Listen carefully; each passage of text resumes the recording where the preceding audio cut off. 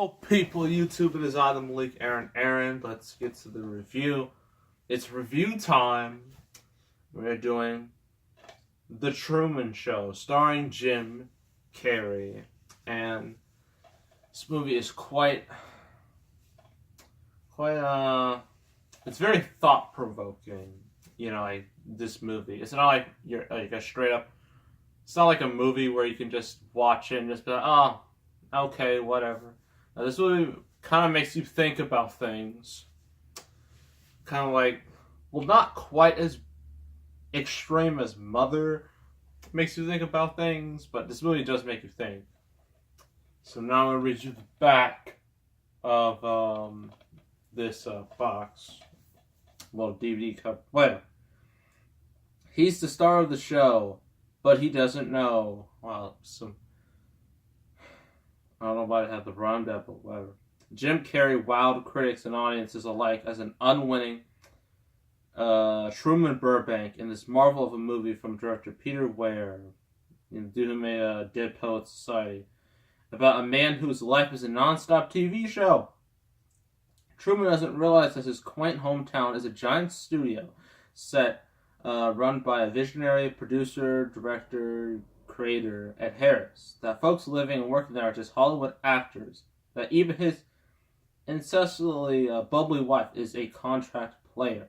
Gradually, Truman gets wise, and what he does about his discovery will have you laughing, crying, and cheering like few film stories ever had. So, yeah, Truman's whole life is reality television to the world. Everybody watches it. It starts from his birth to now he's about, I believe he's 30 years old. And it makes you really think, like, wow, that's pretty horrible. Like, that's somewhat exploitive, if you know what I'm saying. Because we all know what reality TV is. It's mostly garbage and trash. Just putting cameras everywhere because you want to be famous. I hate reality TV, honestly. I mean, unless it's something that I actually like. I mean, if it's WWE related, then sure.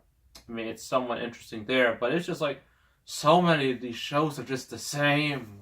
Like Real Housewives of Atlanta and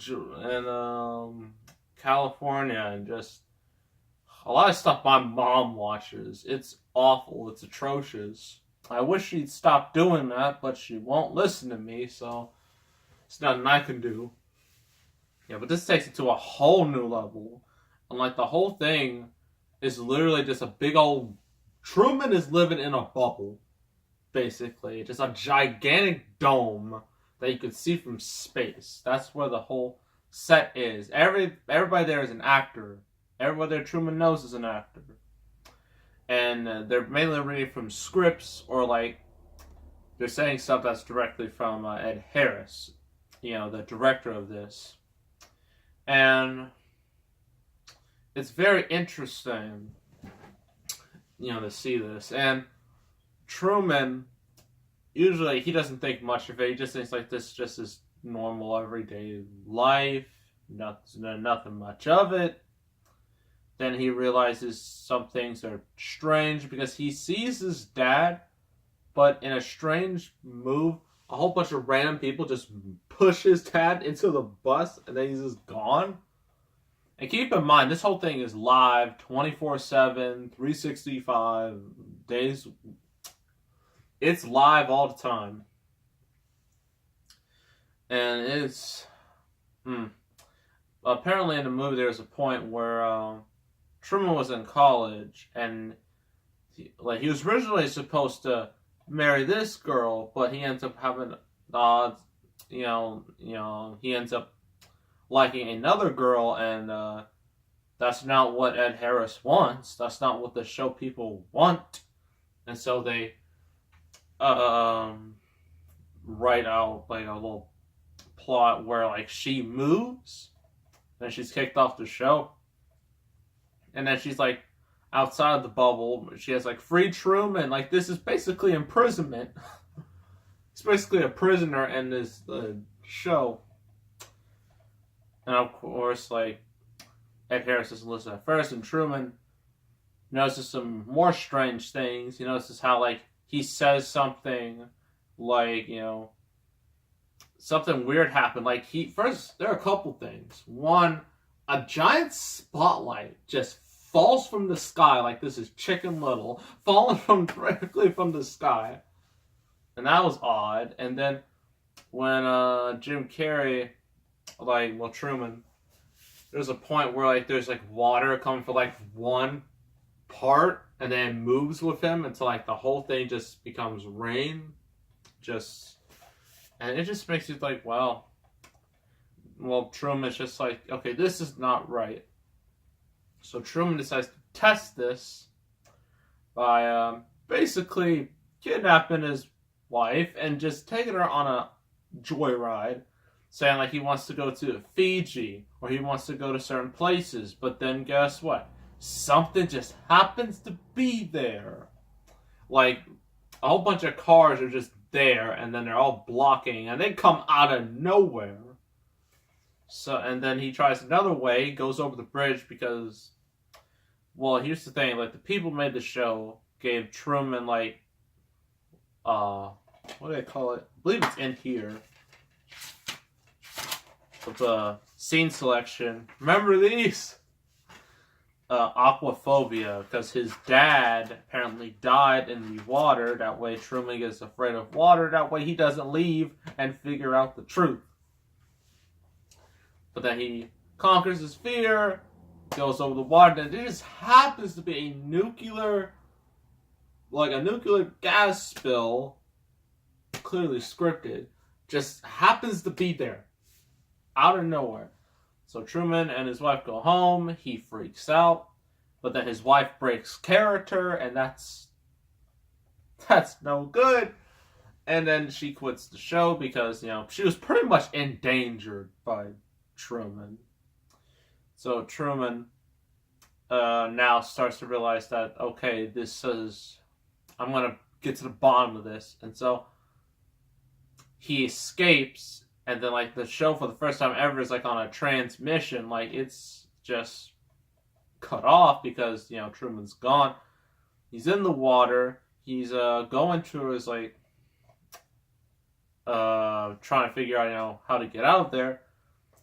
Ed Harris is just, like, light up all the weather. Just gets a bunch of thunderstorms, tsunamis. Well, not tsunami. Just, like, high winds, waves, lightning. Truman survives it all, and then he reaches the end that he sees like it's all just a dome, and he goes up these stairs, and the Harris just like, I've seen you since you were, I know you better than you know yourself. I've watched you go through everything, so please don't go. And Truman's just like says his line, his catchphrase.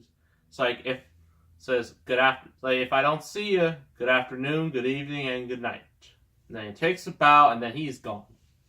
And that's the end of the show. So that's the whole movie in a nutshell. So what do I think of this?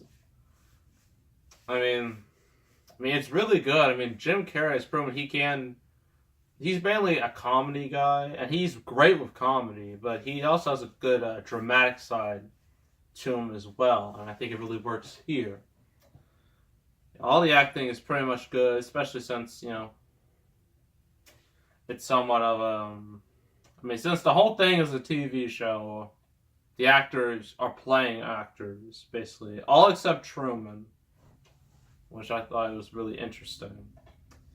And, this movie is very fascinating. I'm hoping this never happens with reality TV. Reality TV is as bad as it is.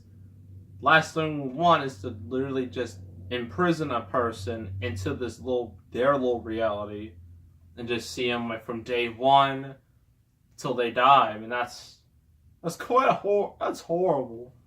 Hopefully that never happens. So I'm gonna give this 8 out of 10. Very solid movie.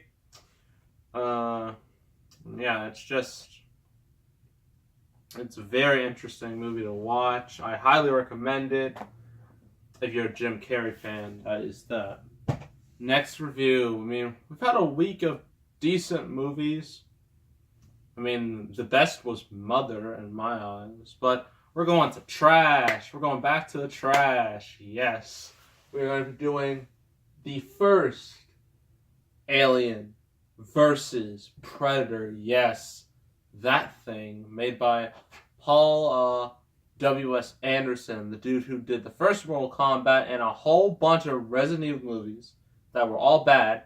So, we're doing the first Alien vs. Predator, which some people thought wasn't all that bad. Personally, I'd rather do the sequel because that's a lot more entertaining and dumb and stupid and hilarious. But we have to do the original because I picked it. And I can't go against my pick. So, make sure to subscribe, like this video, leave a comment. I will see you all next time, and I am out.